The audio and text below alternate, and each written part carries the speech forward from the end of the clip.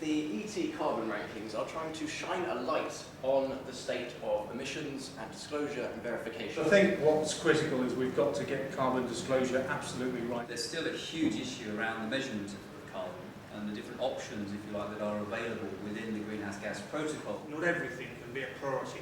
If everything's a priority, then nothing's a priority. A position has to be taken that this has got to be put right first.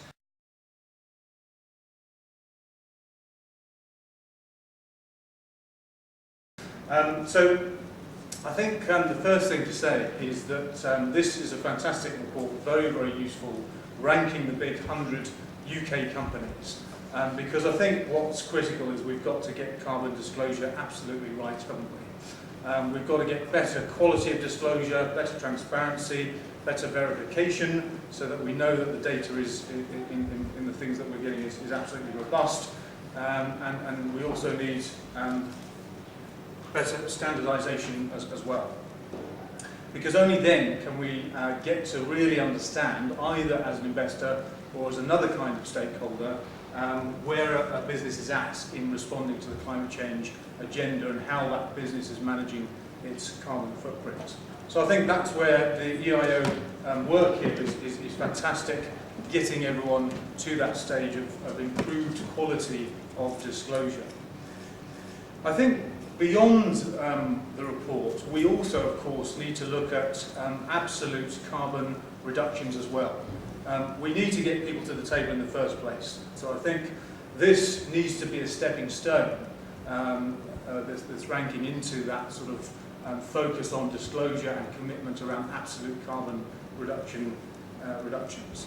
I think the other point is we also need to try and get businesses looking beyond their operational footprint and look at new low carbon models and really look at the big picture. So how do we look at, in the next 40 years, what does the food system need to look like? What does the energy system need to look like? What does the systems of mobility need to look like? What do our buildings and cities need to look like in 2050? How do we look at greening up the economy, and how does a business play its role in that sort of drive towards a low carbon future?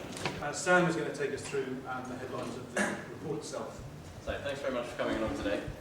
So just really to kind of explain what this is all about and what the Environmental Investment Organisation is actually doing. The ET carbon rankings are trying to shine a light on the state of emissions and disclosure and verification of the world's biggest companies. And really, it's through doing that that perhaps we can start asking some of the questions that are really important about this. You know, are people reporting accurately? Are people being verified? You know, all this sort of stuff. So that's the first part, and then the second aspect of the environmental tracking concept is that we're going to be launching a series of investable indexes based upon these rankings, which will re-weight companies according to their position in the carbon ranking. So the idea there is if we can get enough people to actually track these indexes, we can start to apply pressure to a company's share price, which is when it could really get quite interesting. So let's just go back and explain exactly how these rankings are working, because I think it's quite important to get your head around that before really having a look at who's top and bottom. So first of all, we are categorising the companies into 4 different data bands. The first one, if a company has public, complete and verified data, that has always got to be more valuable than a company that has public, complete but perhaps not verified data. Then obviously some companies perhaps are reporting either incomplete emissions for the entire scope of their operations. Maybe they're just doing headquarters or one country, but they're a global multinational. So then they would be in the next band, or perhaps they're not even reporting along the greenhouse gas protocol guidelines of scope 1, 2 and 3, but expressing a figure in a way which isn't very easy to cross-compare, which we'll come back to later. And then finally, companies that make no data publicly available. So that's on a company website, sustainability report, CSR report, that any one of you in this room could go, find easily, and ultimately be able to understand. So that's the first step. Then what do we do about companies that don't provide a full set of data? Essentially, the method we're using is the inference method, if you like. And what we do is benchmark companies that don't provide any data against the worst performing company within that same sector. So I don't know how well you can see this, but Up there we've got National Grid with an emissions intensity of around 400 tonnes of CO2 per $1 million. So for those companies in the same sector that aren't providing a figure, that is not an approximation, but it's an inferred figure which effectively benchmarks those companies against the worst performer in their sector.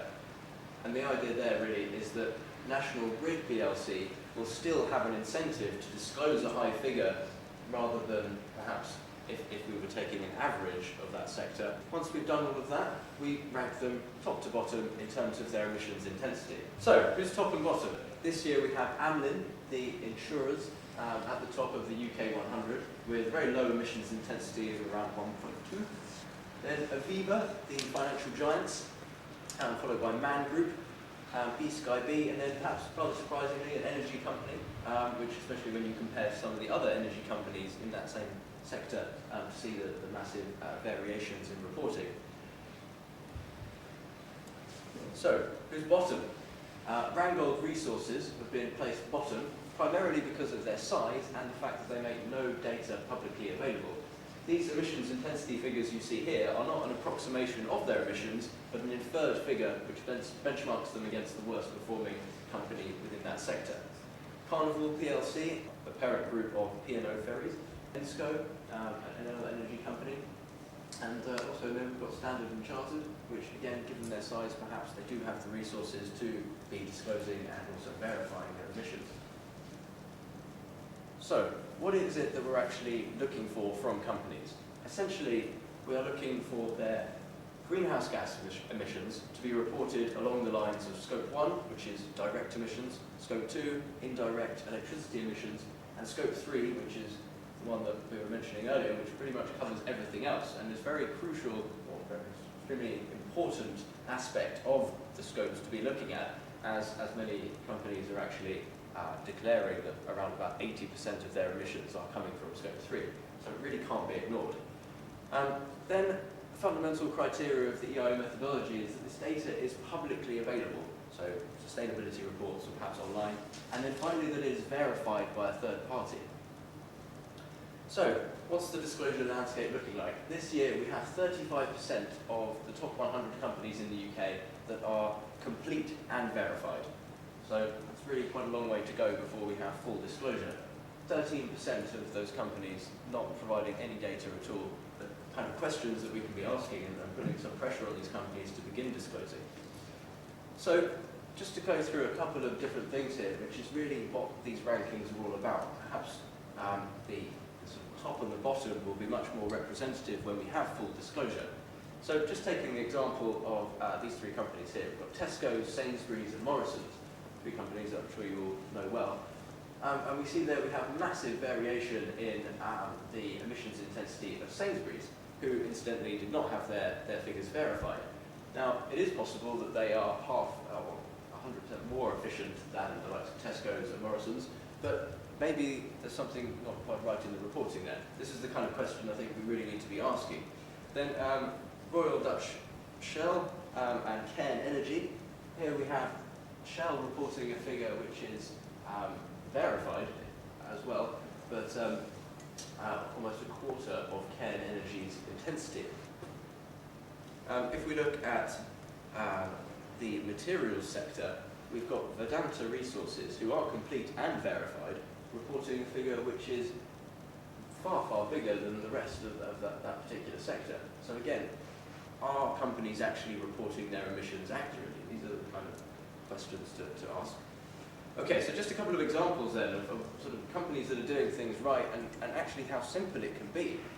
Essentially here we've got Amlin, who actually topped the rankings, worthy contender, worthy example, reporting their greenhouse gas emissions along the lines of Scope 1, 2 and 3, clearly defined, easily accessible, job done. Here we have another company which is expressing its Scope 1 and 2 emissions very clearly. Unfortunately though, no mention of Scope 3, which is something that we're looking to integrate in the next year or so once the new reporting standard comes out from the Greenhouse Gas Protocol. Another company is reporting a figure per 1,000 of turnover, which doesn't really allow for ease of cross-comparison between companies. So this is really why it's key to be able to have companies reporting in Scope 1, 2 and 3. Here we have a company that, rather than using the normal terminology, has defined its impact as total climate change impacts, which doesn't exactly enable you to easily define what it is that is being said, which is why this particular company ended up in our incomplete category. So, Scope 3 is coming out later this year, and we'll be incorporating that into our model, which could massively vary the positions of companies within the rankings. So, going forward, we will be turning these rankings into a series of investable indexes, and as I said before, the aim there is to be able to apply pressure to company share price in line with their reporting and ultimately emissions levels. Well, thank you very much. If you want to see the rankings online, EIO.org.uk.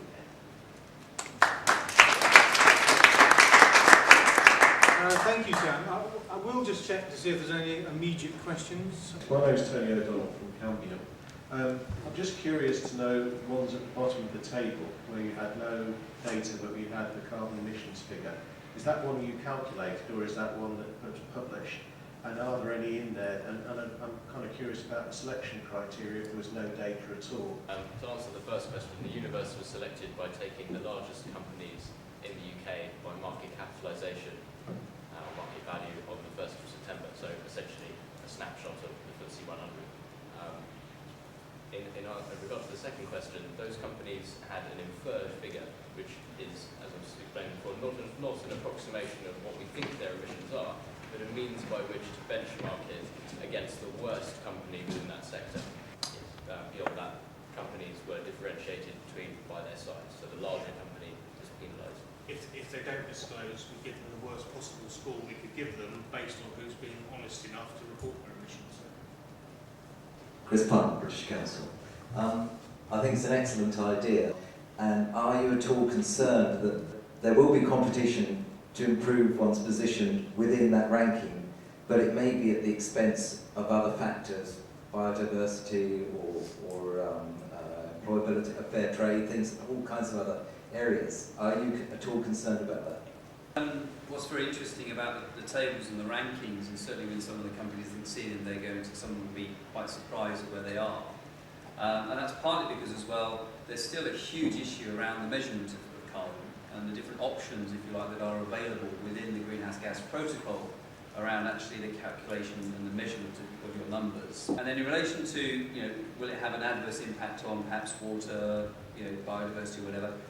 Yes, it will do. But I think it's down for the company to be transparent, or the organisation to be transparent around what it is trying to achieve through its corporate strategy and its objectives. And then it's up to us as investors to challenge whether we think that is appropriate. Not everything can be a priority. If everything's a priority, then nothing's a priority. So we've taken the view that this has got to be put right first. If we can demonstrate a model for using the investment system to achieve a non-financial objective, which is what we're trying to do, then perhaps that opens up some interesting possibilities further down the line for applying the same mechanism to other issues. But unless you get all the money concentrating on one objective, it won't achieve any objective. But to Sam and Michael Gill, thank you very much. We wish you very good luck in taking this forward. And to Alan Gill, thank you as well. Just a quick thank you from you, please. And thank you to the audience.